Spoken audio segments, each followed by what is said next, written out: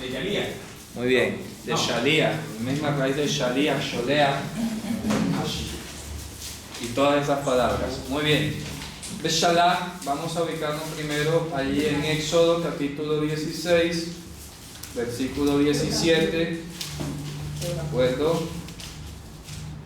En el 16, perdón, en el 13, 13, 17.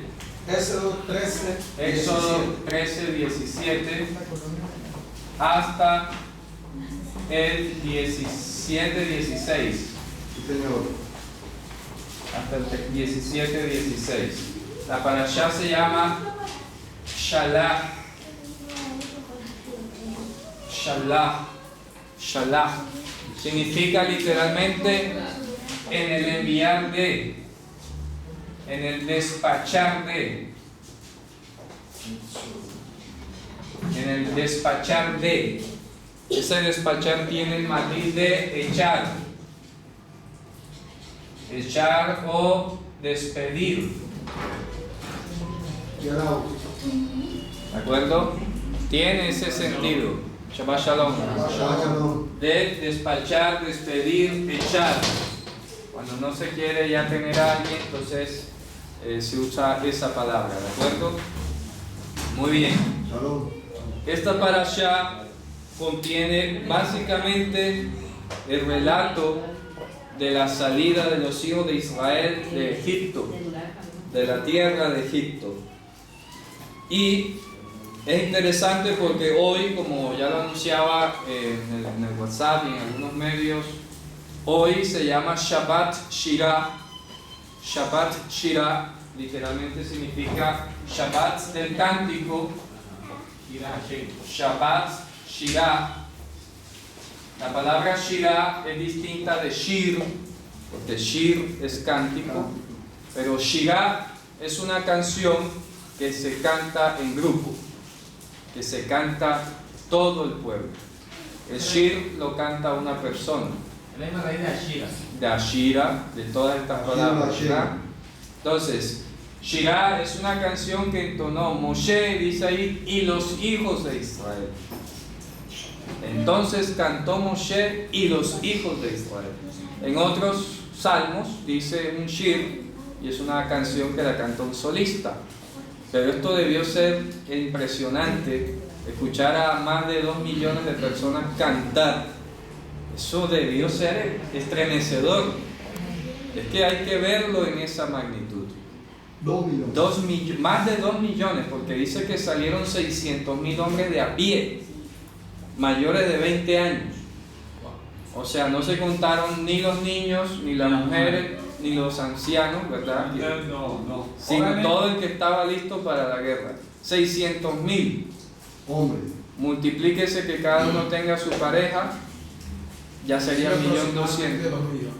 Más los niños, que debieran muchos, más los ancianos, eran más todo el pueblo que se pegó, porque eran solamente 600.000 de los hijos de Israel, pero súmele ahora todos los gentiles que salieron, la multitud mezclada que salió, ¿ya? Eran, como dicen los cálculos, más de 2 millones de personas. Algunos dicen que hasta 2.400.000, pero siendo un poco más allí, más modestos, 2 millones, un poco más, cantando una canción. Esto es impresionante. ¿Cómo se llama? ¿Cómo? No tenía nombre. No, esta es la canción que salió en ese momento. Es una canción que al parecer entonaba Moshe y todos los demás la iban repitiendo hacia atrás, como un coro de ejército. ¿Ya? Ustedes saben, ¿se acuerdan ese coro de ejército?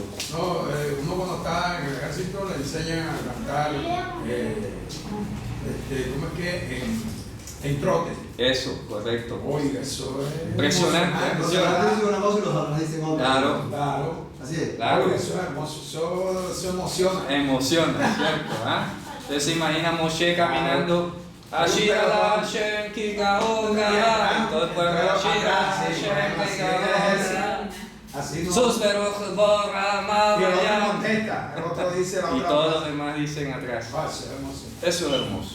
¿Ya? Nosotros lo hacíamos en pelotones de 30 Bueno, imagínense, ahora aquí dice la parashá que los hijos de Israel salieron hamushim, es decir, dicen algunos que esa palabra significa en lotes de a 50, ¿ya? En pelotones de a 50. Salieron los ejércitos, porque así se dice. Vamos a leerlo aquí, miren cómo empieza. ¿Eso es lo que? En Éxodo 13, 17 dice, y esto es importante, al mismo tiempo vamos a ver algo para que veamos que la Torah misma define, la Torah es su propio diccionario, ¿de acuerdo? Y aquí me alegró encontrar la confirmación de una definición de una raíz que se ha traducido mal y que aquí se constata que es como yo lo he venido señalando. Le voy a explicar. Dice, entonces ocurrió que al echar Faraón al pueblo, ¿de acuerdo?, no los condujo Elohim, el Elohim, ¿de acuerdo?, o sea, el ángel, ¿ya? No los condujo el Elohim vía tierra de los filisteos, porque aunque estaba cerca, dice ahí, aunque estaba cerca, porque dijo el Elohim, no sea que ¿qué?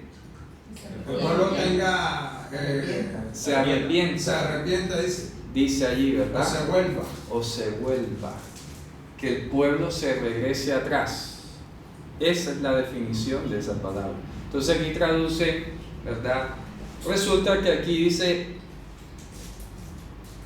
lo que ahí se ha traducido, lo que en realidad dice es, a menos que, ¿ya?, a menos que el pueblo sea consolado cuando vea la guerra, para que no se vuelva a Egipto. ¿Ya? Voy a leerlo de nuevo. ¿Ya? Vean, dice, ocurrió que al echar Faraón al pueblo, no los condujo Elohim vía tierra de los filisteos, aunque estaba cerca, porque dijo el Elohim, a menos que el pueblo sea consolado cuando vean guerra, se va a volver a Egipto. ¿Verdad? Fíjense ustedes lo que está diciendo. Quiere decir que aunque estaban evitando la guerra con los filisteos, no quería decir eso que ellos iban a estar exentos de una guerra por el camino que iban a seguir.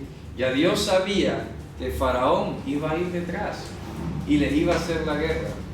Entonces lo que está diciendo es, yo tengo que darles una consolación a este pueblo, porque a la hora que vea guerra por allá, por acá, por cualquier camino, va a querer regresarse a Egipto. ¿Ya? Fíjense lo que está diciendo. Entonces aquí traduce, no sea que el pueblo se arrepienta, pero ¿qué se va a arrepentir?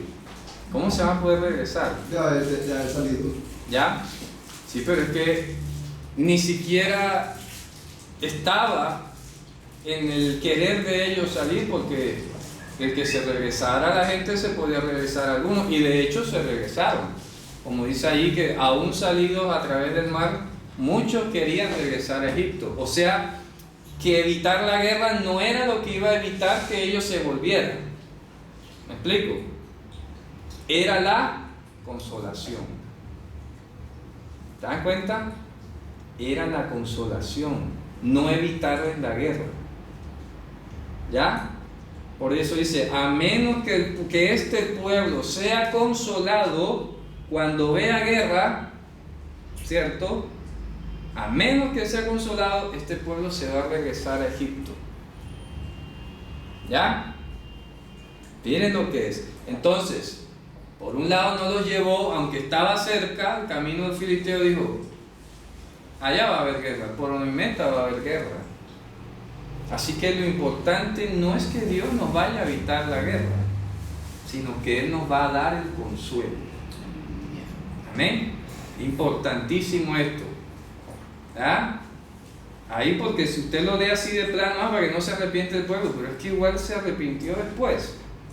Cuando ya al mes siguiente que tenían hambre, a los 3 días dice allí, que ya estaban, como dicen aquí, chillando, que tenemos hambre, que tenemos lo otro, que tenemos lo otro. O sea que esa no es la razón. Ver la guerra no es el motivo para que la gente se regrese. Es la falta de consolación. Y desde aquí podemos ver el término aquel de la consolación de Israel. ¿Qué es la consolación de Israel? El depósito del poder de Dios en la vida de las personas. Por eso dice más adelante la Escritura que de los más de ellos no se agradó. O sea, no depositó su presencia en ellos. ¿Y qué dice? Quedaron tendidos en el desierto. Entonces Dios siempre va a marcar la diferencia. ¿Cómo es sin Él y con Él? Por eso nuestro Señor Yahushua dijo: separados de mí, nada podéis hacer. ¿Ah? Yo soy la vid, vosotros los pámpanos.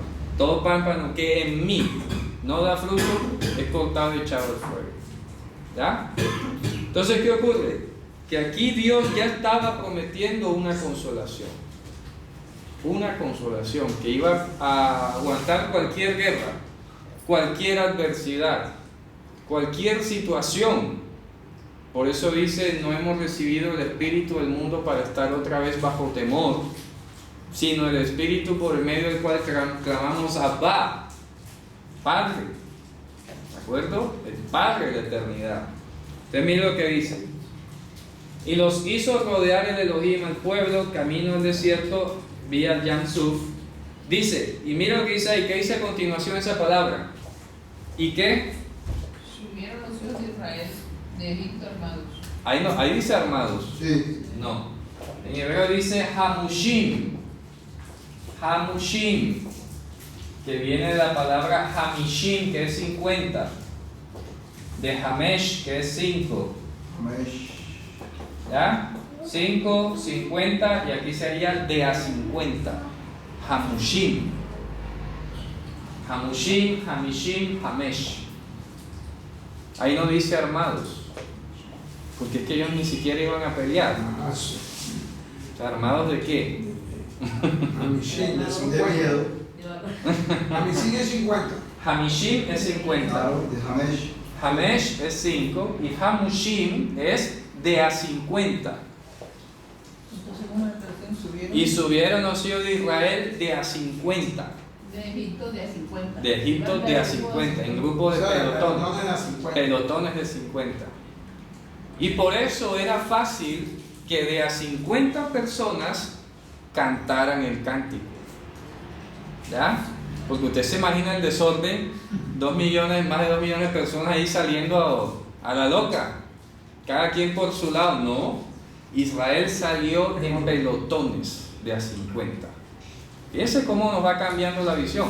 Casi todas las películas de Hollywood que hemos visto muestran al gentío ahí caminando, cada quien como por su lado, Como un carnaval. como un carnaval, ahí una caravana atravesando el mar, Sin orden. y sin orden. Una procesión. como una procesión, una caminata ahí, una ecocaminata, una talazocaminata, etc. Resulta que no, salieron de a 50. O sea que la imagen que nosotros debemos tener de los hijos de Israel saliendo del mar ya no tiene que cambiar. ¿Qué vamos a imaginarnos ahora? Nos vamos a imaginar lo siguiente. Vamos a imaginarnos que aquí está el mar abierto, digamos así, y eso, como vamos a ver ahora, como un muro,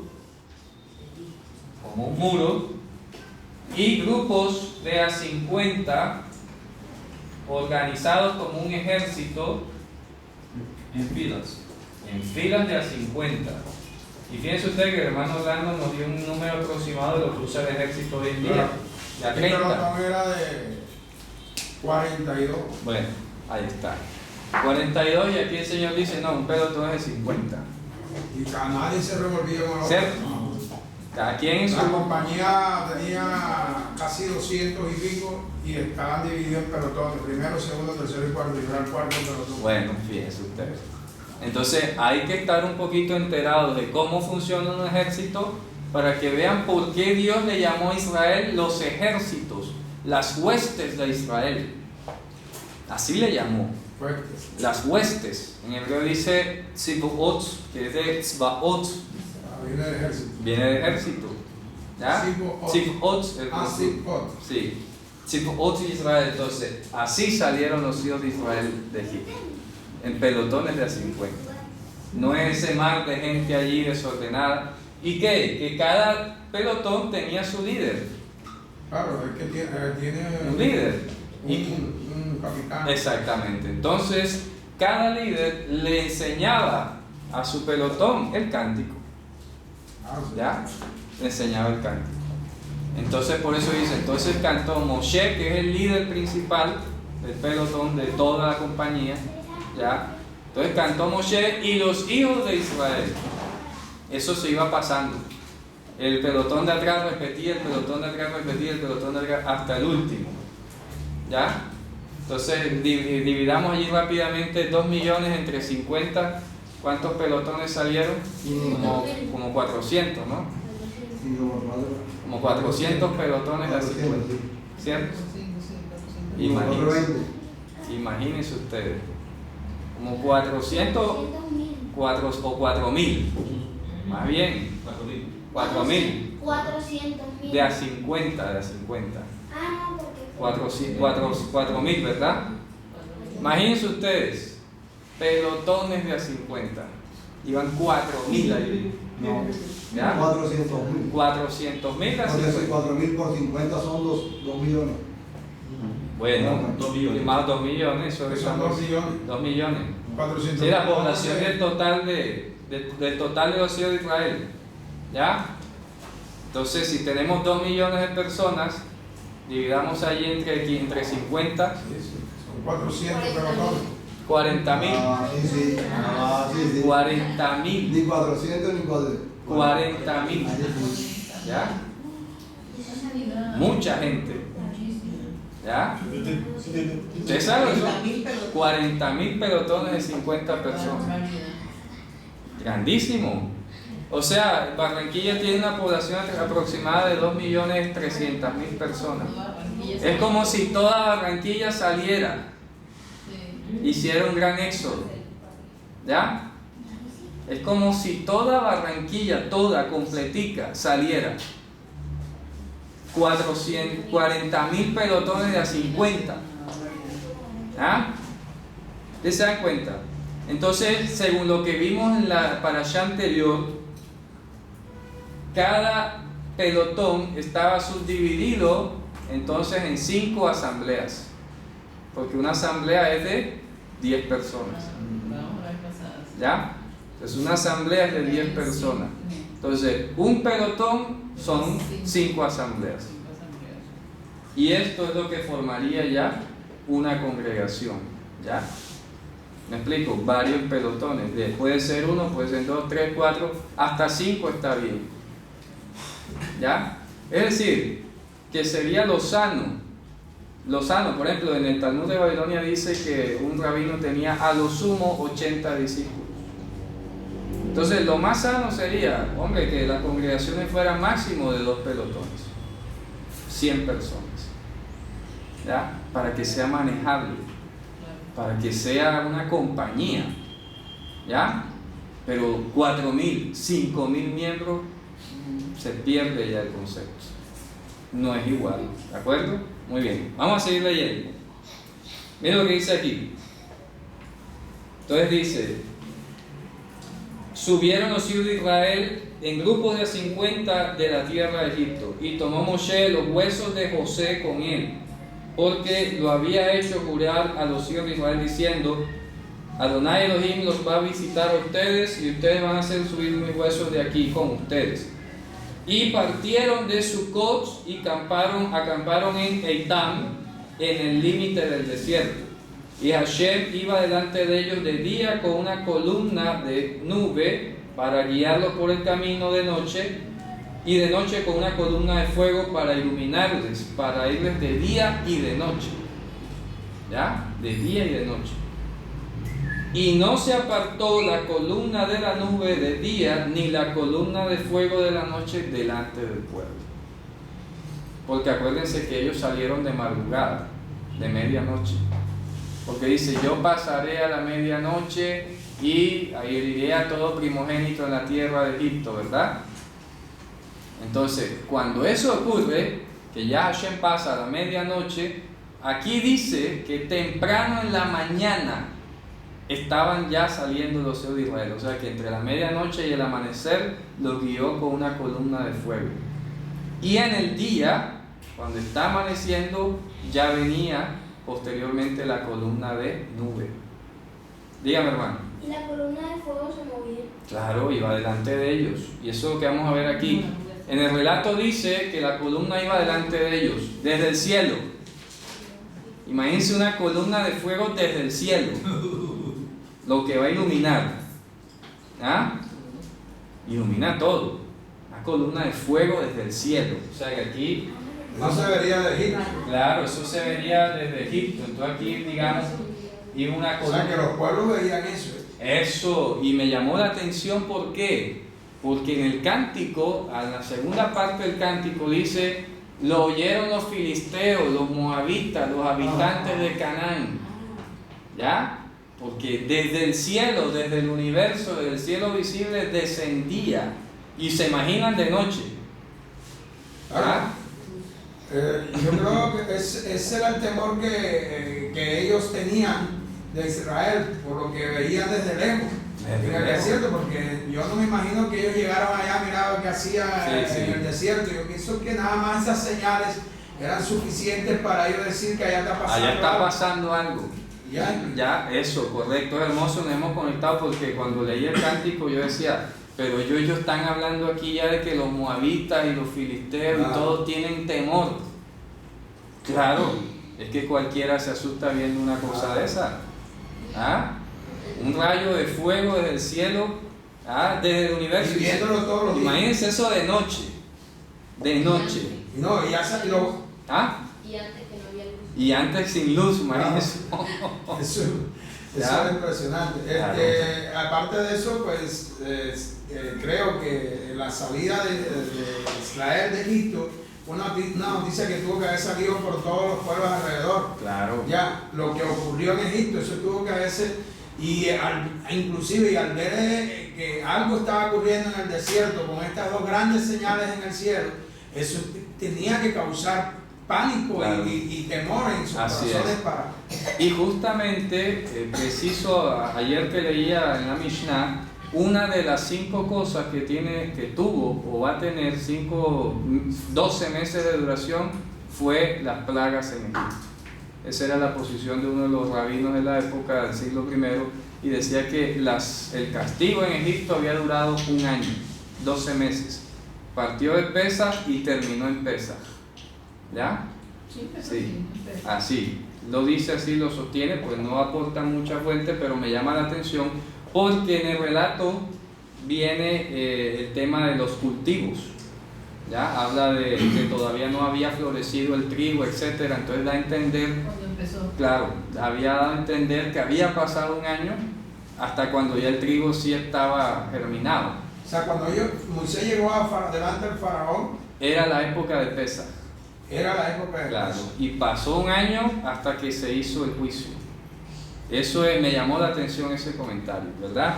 Entonces, es para corroborar que durante 12 meses, de ser así, y si es menos no importa, pero de ser así, las naciones tuvieron tiempo de escuchar. Oye, mira, allá en Egipto se dañó el río Nilo, allá en Egipto se comieron las langostas del cultivo. Sí, porque ese río pasaba por toda la fértil media luna. Sí, venía desde el sur, el río Nilo nace en Kenia por allá y atraviesa todo África y desemboca en Egipto. Entonces ya cuando es Etiopía, Sudán y Egipto son los primeros 3 países que más recorre el río Nilo, todo eso se tuvo que haber enterado. No, y esas placas tuvieron que haber llegado allá. Claro, obviamente. Por ejemplo, en Sudán se convirtió en sangre, que murieron, que las ranas, que todo eso. El río. Nilo, ¿verdad? El río. Bajaban para el centro de África. Sí, él viene, es que él nace. Más arriba. Aquí tenemos África, digámoslo así. Y la punta está Egipto. Entonces, aquí nace en el Serengeti, por allá, en Kenia, ¿ya? En el lago Victoria, por allá abajo, nace el río Nilo incipiente. Y luego recibe otro afluente que dicen que es el Nilo Blanco, el Nilo Azul, y se unen por aquí en Sudán, y se forma el río Nilo que termina aquí en Egipto. Entonces el río Nilo corre de sur a norte. Ah, pero entonces va en bajada. Sí, claro, viene va para el Mediterráneo. de aquí va para el O sea Mediterráneo. que los que sí sufrieron las plagas de Egipto fueron los que están más abajo. Claro, acá. De ahí para allá, ¿quién? No, nada más Egipto. Pero como te digo, no sabemos desde dónde empezó. Lo que no Ya. sabemos dónde empezó Desde la dónde plaga. empezó la plaga. Si fue en ese punto. Solamente Egipto, porque Egipto abarcaría solamente este pedazo.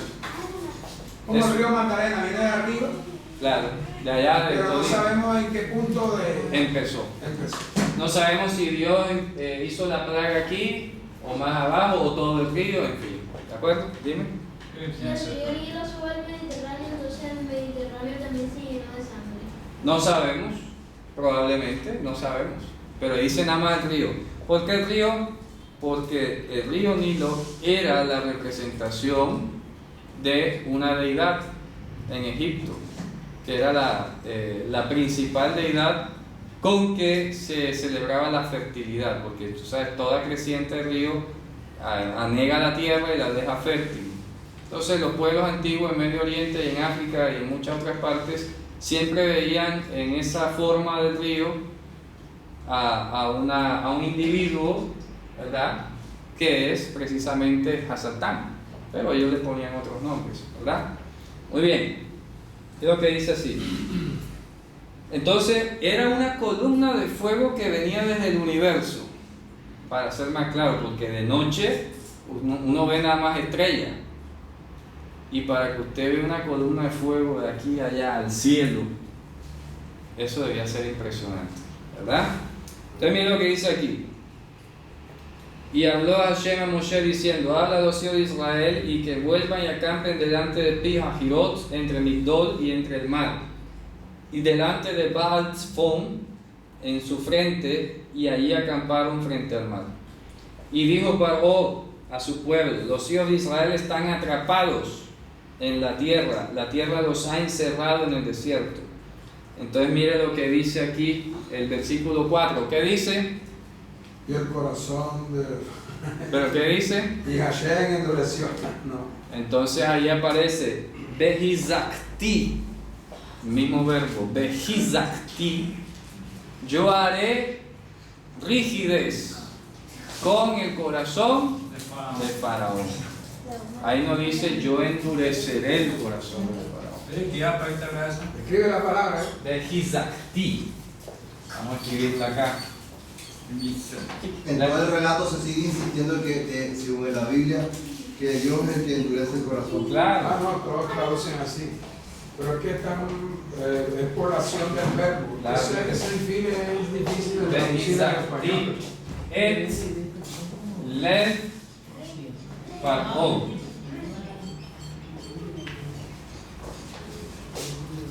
¿De acuerdo? Es una saída.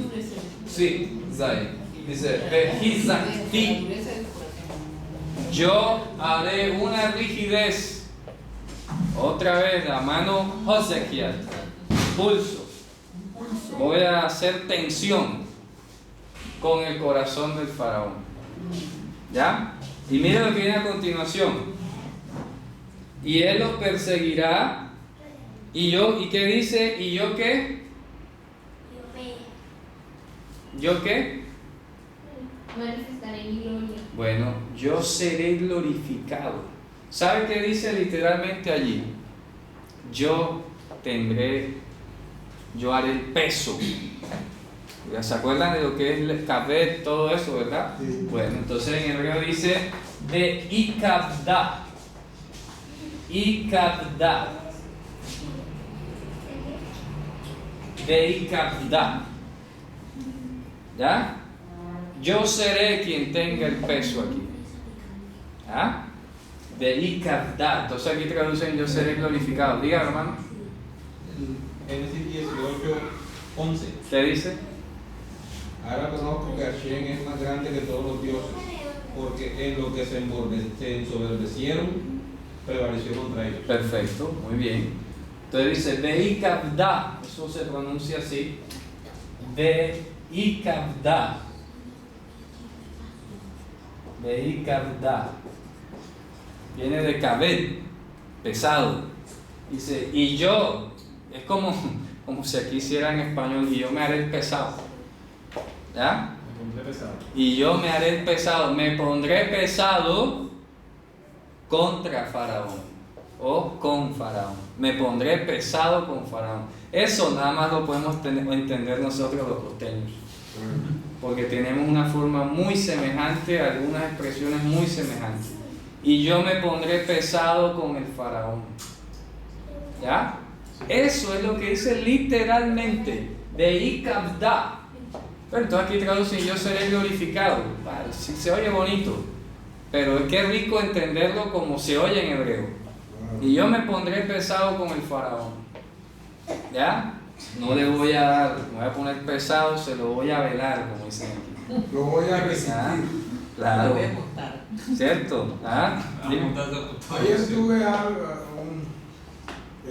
un incidente. Ajá, Yo llego a mi casa en el carro ajá, y encuentro un carro parqueado en la puerta de mi casa. El vecino está cumpliendo años. ajá, Eso festeja de todos los vecinos al lado. ajá. Pues yo mentalmente, yo en mi mente tengo claro que la calle es pública. Ujú. Ya, yo cuando veo un carro en la puerta de mi casa, yo no voy allá donde el vecino, hey, quítame el carro, Claro. ese es mi puesto. No, Claro. nada, yo no hago eso. Claro, claro. Ya, y todo el mundo sabe que es mi carro. Entonces yo vengo y hay un puesto al frente. Ajá. Y te Ya, volteaste y ahí. me meto allá. Ya, pero había un pedazo, o sea, al frente no tienen carro ni había carro, pero había un carro atrás que cogía un pedacito de esa casa y yo terminaba cogiendo otro pedazo de otra casa. ¿Verdad? Entonces llegó el yerno de esa casa, tiene un carro Hyundai, el médico, un carro, ya, pero él viva, hay un callejoncito, hay un apartamentico con la hija del señor de frente. Claro. Entonces el man apenas llegó, güey, ¡tum! Me tocó vidrio para que le quitara el carro que iba a parquear él. Entonces yo le dije: yo te entiendo, pero tienes que esperar que me quiten el carro esto para yo meterme en mi puesto y deja llamando a mi hijo para que busque. No, pero está, tienes que esperarte. Yo no lo voy a mover de ahí hasta que yo no se quite el carro. Él pretendía que yo lo pusiera en otro lado, pero menos. De hecho, él es uno de los que a veces cuando no está mi carro no está ahí, él lo pone ahí. Y nadie le dice nada. Yo no llegaba allá a decirle: ahí quita el carro. Entonces, como yo le dije, cuando venga el dueño del carro, yo lo quito. ¿Y sabe qué hizo? Cogió el carro de él y lo atravesó así de frente, no de lado, sino lo atravesó delante del mío así de diagonal, como quien dice, para que yo no salga. Entonces el dueño del carro vino y lo movió. Vecino, venga, ya movió el carro para que lo pase. Y él no, porque es un grosero, porque no tenía por qué atravesarme mi carro. ¿Ya me entiendes? O sea, que él me está resistiendo. Claro. Entonces ahora yo lo quito cuando me dé la gana. La verdad que ya no me interesa si queda allá al frente, porque allá duerme, no le pasa nada. Imagínese. Y no lo quité, hermano, no lo quité hasta esta mañana, no lo quité. Entonces me le puse pesado. Hice peso. Ya, eso me hizo acordar. Bueno. El Señor me está consolando, gracias.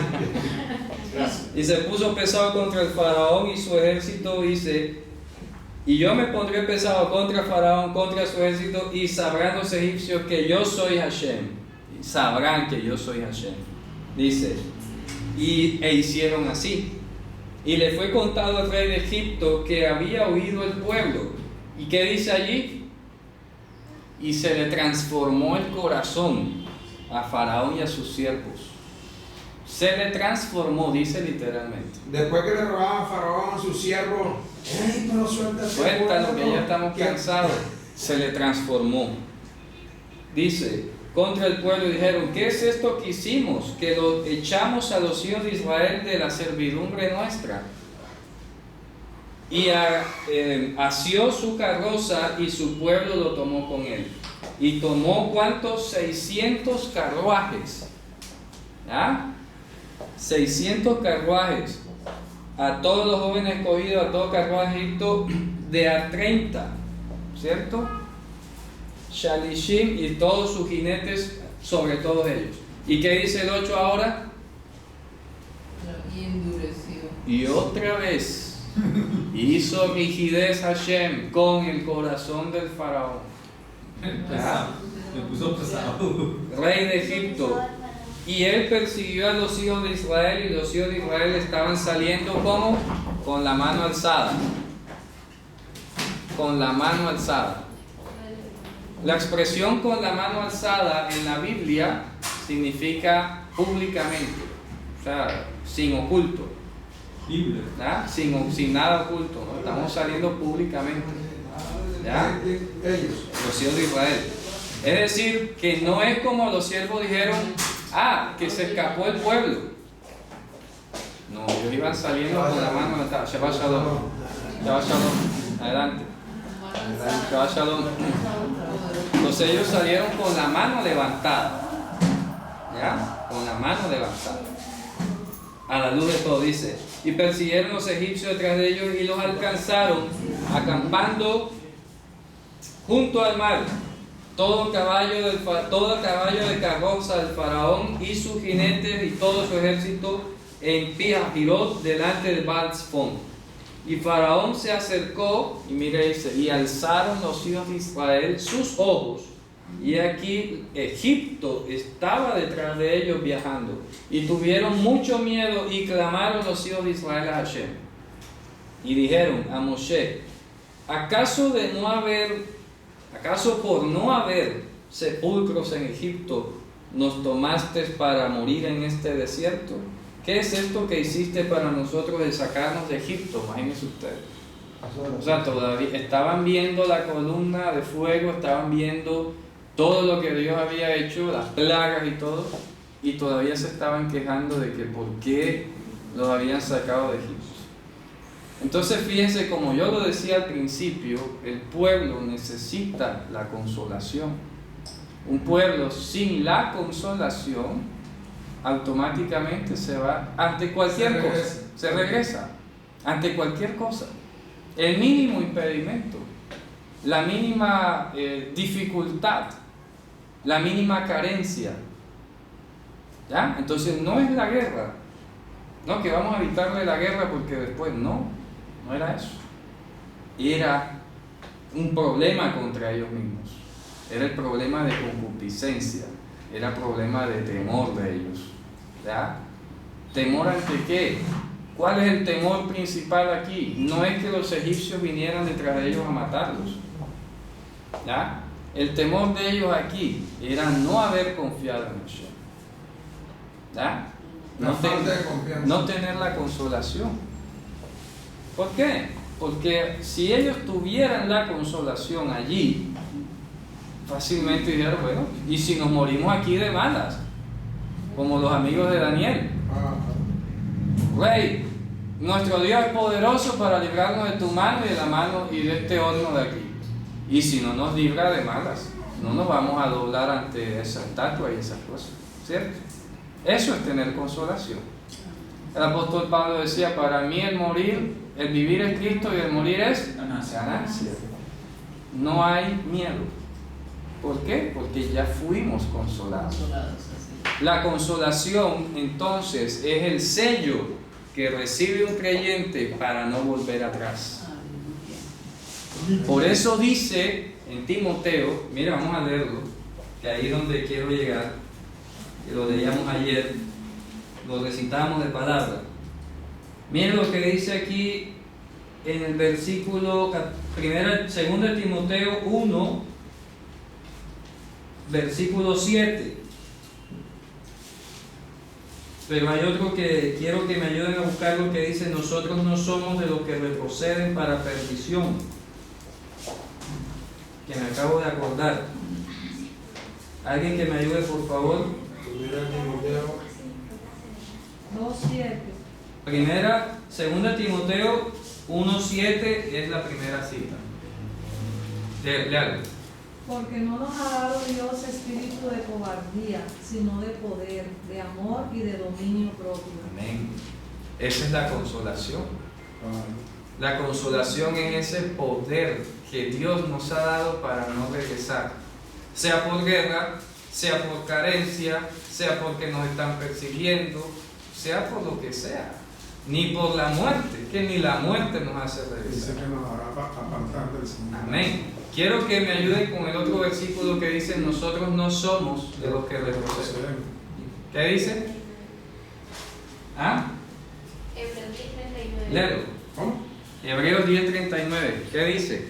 Pero nosotros no somos de los que retroceden para perdición, sino de los que tienen fe para la perseveración del alma. Perfecto. Preservación del alma. O sea, de la vida eterna. ¿Ya? No somos de los que retroceden. Quiere decir, de acuerdo a lo que estamos hablando, nosotros hemos recibido la consolación. Miren lo que dice entonces en Lucas. Vamos a ir a Lucas, donde ya en la época del Mesías había gente esperando la consolación de nuevo. ¿Pero yo qué fue? ¿10 qué? 10:39. Ah, Lucas. Y ahora viene Lucas. Vamos a ir a Lucas capítulo 2, versículo 25. Lucas 2:25. ¿Qué dice allí? Y he aquí, había en Jerusalén un hombre llamado Simeón, y este hombre justo y piadoso esperaba la consolación de Israel, y el Espíritu Santo estaba sobre él. Perfecto. Fíjense, y el Espíritu Santo. Es decir, el Espíritu Santo. La consolación. Claro. Él tenía la consolación y Es decir, esperaba la consolación de Israel, de todo el pueblo. O sea que él era uno de los pocos que lo tenía. ¿Ya? Es decir, O era uno de los muchos que la. o de los muchos. ¿Ya? Y esperaba la consolación de Israel. Es decir, que todo el pueblo recibiera lo mismo que él tenía. Porque dice, y el Ruach HaKodesh estaba sobre él. ¿Ya? Es decir, el Ruach HaKodesh estaba sobre él. Él tenía los ojos abiertos y veía la era mesiánica venir. ¿Y qué dice? Ya puedo morir en paz porque vieron mis ojos tu salvación. ¿Ya? Impresionante. Tenía la consolación. Por eso repito, este pueblo, a menos que sea consolado, se va a regresar. Hay que asegurarles que no se regresen. ¿Cómo? A través de la consolación. Y la consolación no es venir, ven mijito que tú estás triste y te veo con cara deprimido, ¿no?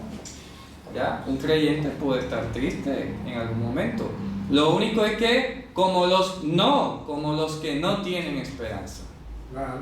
Dice, Sí, porque la no os tristeza- entristezcáis como los que no tienen esperanza. Porque ¿qué dice al creyente triste?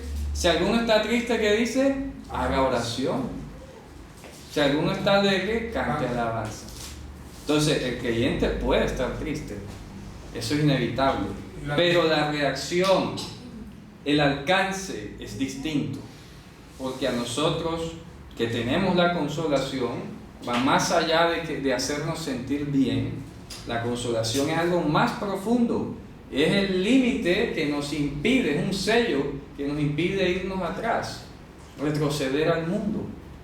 Eso nos lo impide la consolación. Amén, así Una es. valentía. Una valentía. Por eso dice, ¿sí? Primero de Pedro. ¿Qué dice? Primero de Pedro 1, 3. Bendito el Dios y Padre de nuestro Señor Mashiach, que según su grande misericordia nos hizo renacer para una esperanza viva, por la resurrección de Mashiach de los muertos. Perfecto. Quiero anotar que cuando yo, mi cónyuge y yo fuimos a Nueva York a enterrar a mi cuñado, el esposo de mi hermana que estuvo aquí hace 15 días, Sí, sí.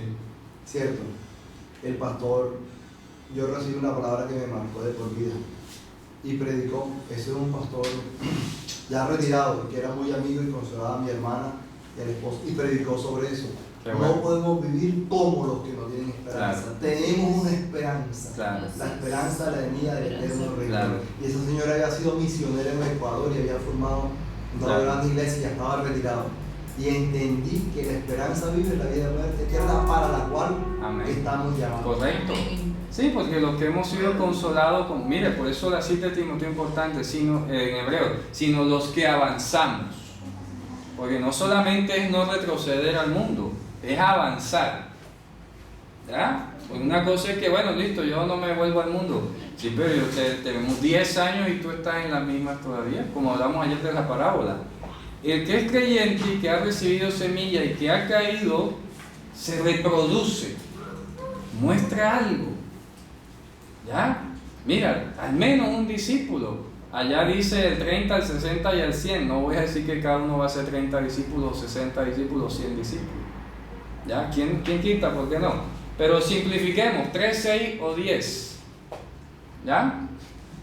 3, 6 o 10. Hay que multiplicarse. El creyente tiene vida eterna y la vida fluye. La vida no se queda estancada. Nosotros crecemos. ¿De acuerdo? Debemos crecer.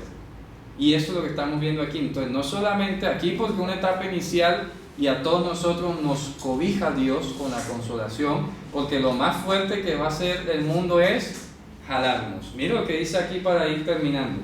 ¿Acaso no es esto que te habíamos hablado en Egipto diciendo, quítate de nosotros y serviremos a Egipto? Mira este descaro de la humanidad.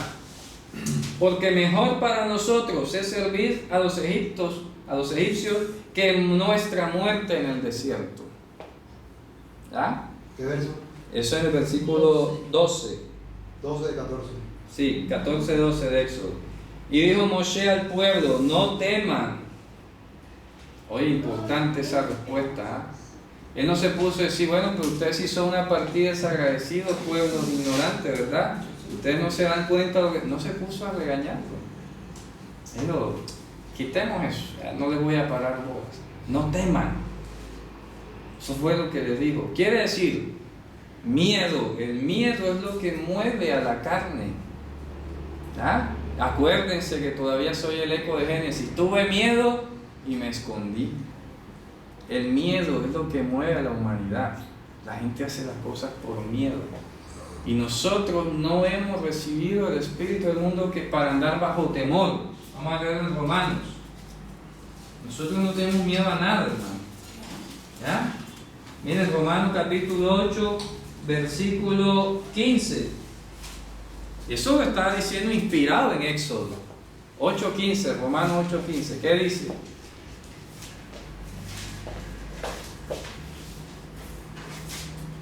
Pues no habéis recibido el espíritu de esclavitud para estar otra vez en temor, sino que habéis recibido el espíritu de adopción por el cual clamamos Abba, Padre. Claro. ¿Qué pasa? Que entonces, miren, las aflicciones de este mundo, que ay, que no tengo esto, que me falta lo otro. Entonces la gente por miedo se mueve, por miedo. Ay, si no hago esto, entonces voy a perder esto.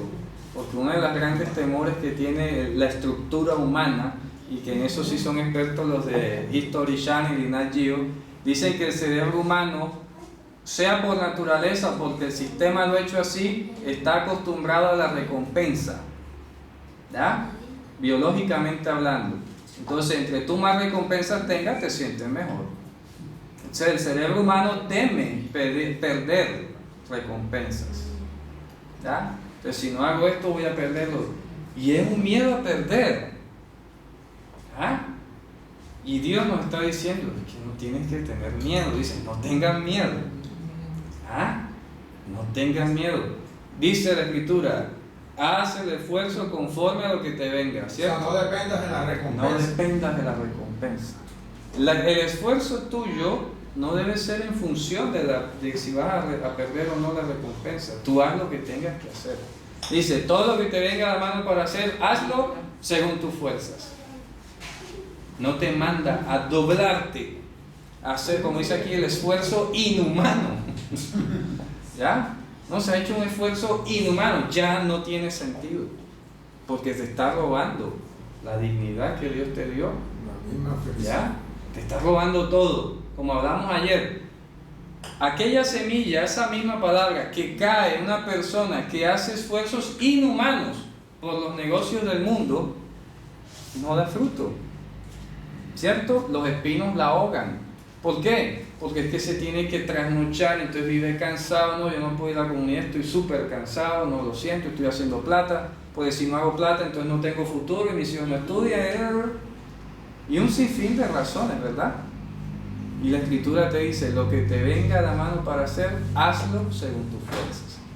Allá en el Nuevo Testamento viene y dice, lo que requiera diligencia, nada perezosos.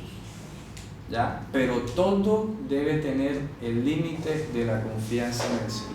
No temas, no tengas miedo.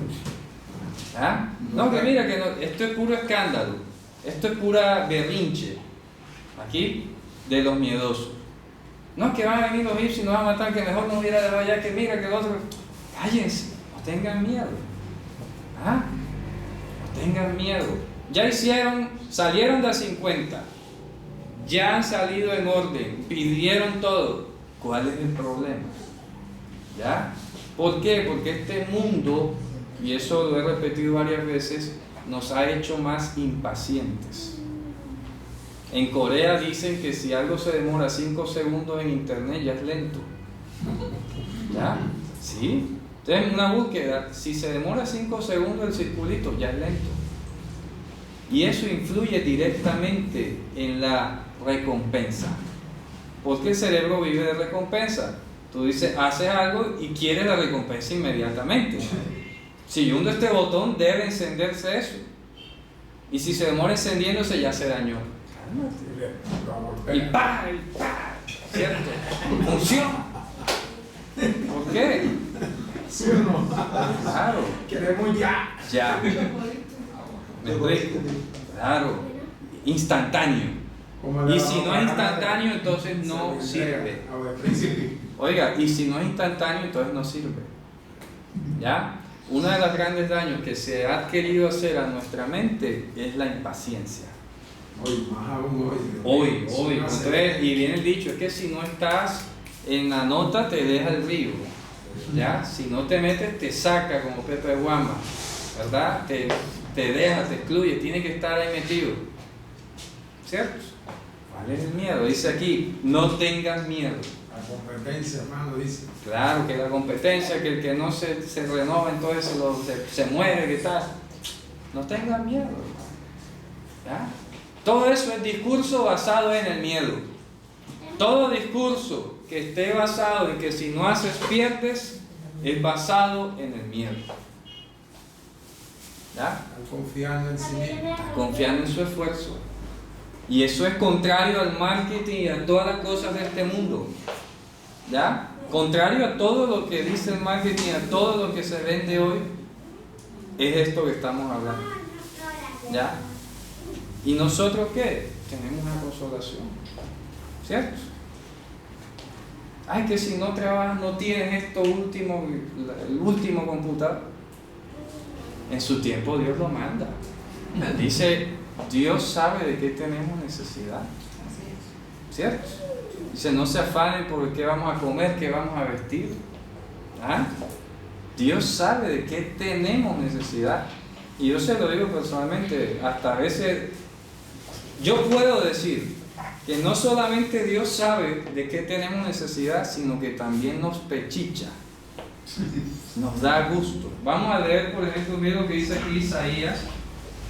Mira lo que dice aquí Isaías. Esto es hermoso. Y en esto baso mis palabras acerca de que Dios nos consiente. Pero no para malcriarnos, ¿ah? Sino porque Él sabe de qué tenemos necesidad. Parte de la consolación. Parte de la consolación, claro. Mira lo que dice aquí Isaías capítulo 60, versículo, ya le digo. Mira, versículo 4. Allí la palabra cuando traduce que tus hijos serán traídos en brazos, ahí dice tus hijos serán pechichados. O sea, serán como, ¿ya? Consolados también, arrullados es la palabra. Arrullados. ¿Qué dice Isaías 64? El arrullo da seguridad. La seguridad. ¿Qué dice 64? Alza tus ojos alrededor y mira, todos estos se han juntado, vinieron a ti. Tus hijos vendrán de lejos y tus hijas serán llevadas En brazos. ¿Ya? Llevados en brazos. ¿De acuerdo? Fidelizados en los brazos. Afirmados en la fidelidad, porque te ameina viene de amén. Esa palabra que aparece allí, te ameina. Tus hijas serán afianzadas, fidelizadas en los brazos. ¿Ya? Entonces fíjense, hermano, vamos a terminar de leer el capítulo 14 para esta sección. Dice, y dijo Moshe al pueblo, ya, no tengan miedo. Respuesta certera. Dice, 13, ¿no? párense aquí, quédense aquí parados y vean que la salvación de Hashem. O sea, ni siquiera ustedes tienen que hacer nada. ¿Ya? Ustedes ni siquiera tienen que hacer nada. Observar. Claro, ¿qué me explico? Ustedes observen solamente observen y ya. Dígame, hermano.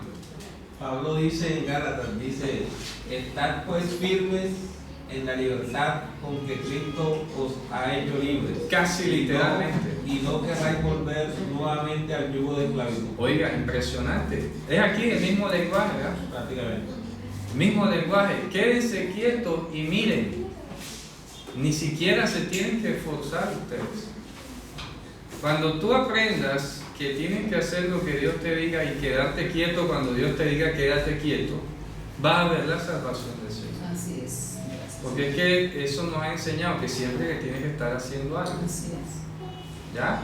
Claro, y en ese contexto de Galatas me llama mucho la atención porque ellos estaban prácticamente doblegándose. Claro. Entonces ya eso no era una no era la justicia de la Torá, sino Claro. Una esclavitud. una esclavitud. Claro. Miren lo que dice, y miren la salvación de Hashem, la cual hará por ustedes hoy. En otra palabra se puede decir, la cual el día hará para ustedes. El día del Mesías. ¿Ya?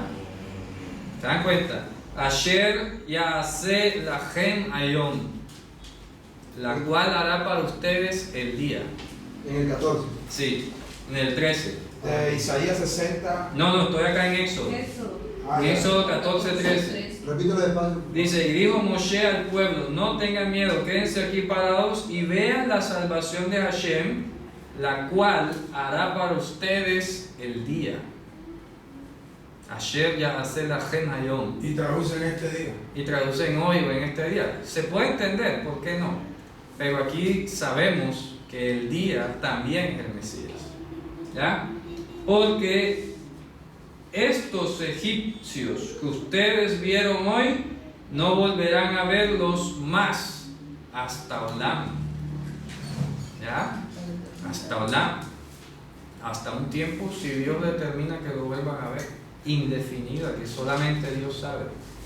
Hashem peleará por ustedes y ustedes quédense callados.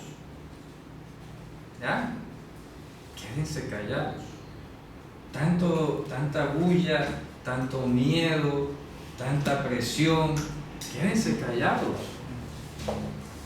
Dejen el alboroto. Confíen en Hashem. Esa es la consolación. La consolación de Israel, vista desde aquí del cántico y de todo este éxodo de Egipto, nos va a privar de regresarnos a Egipto. Eso es lo principal. Todavía una vez el creyente se queja. ¿Ya? Que por qué a mí esto, que por qué lo otro. Sí, pero a raíz de eso, lo importante es que no se regrese al mundo, hermano. ¿Ya? Lo importante sea sanado de... Claro. Y luego cuando ya está Dios asegurado que ya no te va a regresar al mundo, entonces Dios va trabajando lo demás. Vamos a ver por ejemplo aquí en Colosenses esa parte. Miren que aquí en Colosenses hay dos tipos de prioridades, digámoslo así. Vamos a leer Colosenses capítulo 3. Mira el versículo del 5 al 8 al 9. ¿Quién lo quiere leer? Colosenses 3 del 5 al 9. Hay dos grupos de frutos que debemos dejar de dar, pero uno es el más prioritario y viene luego el otro. ¿Qué dice?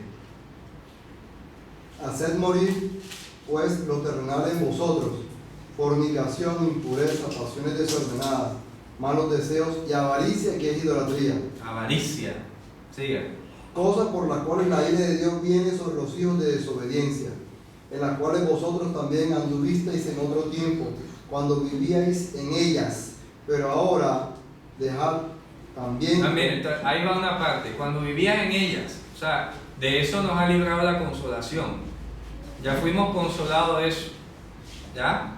Debemos estar consolados de eso. Ahora viene ya estando consolado, mira lo que dice, ahora quítese de vosotros también. Pero ahora dejad también vosotros todas estas cosas: ira, enojo, malicia, blasfemia, palabras deshonestas de vuestra boca. No mintáis los unos a los otros, habiéndoos despojado del viejo hombre con sus hechos, y revestidos del nuevo, el cual, conforme a la imagen del que lo creó, se va renovando hasta el conocimiento pleno, donde no hay griego ni judío, circuncisión ni incircuncisión, bárbaro ni escita, siervo ni libre, sino que Mashiach es el todo y en todos. Vestíos, pues, como escogidos de Dios, santos y amados, de entrañable misericordia, de benignidad, de humildad, de mansedumbre, de paciencia, soportándoos unos a otros y perdonándoos unos a otros si alguno tuviere queja contra otro, de la manera que Mashiach os perdonó, así también hacedlo vosotros. Perfecto, muy bien. Claro, todo eso que hemos hablado hoy es la consolación de Israel. Este pueblo tiene que ser consolado. Si no es consolado, regresa a Egipto. Amén. Entonces, hermanos, vamos a vivir en esa consolación. Dimensionemos hoy un poco mejor lo que implica esa consolación que Dios nos ha dado. ¿De acuerdo? Que ya sabemos, vamos a tener aflicciones en el mundo, vamos a tener persecuciones, burlas, etc. Pero eso a nosotros nos resbala, ¿cierto? Porque ya tenemos la consolación, el baluarte, la verdad, ya sabemos para dónde vamos. Ya sabemos que este mundo y sus deseos pasan, pero el que hace la voluntad de Hashem permanece para siempre. Amén. Amén. Bueno, hermanos, cuando hemos terminado, vamos a proceder entonces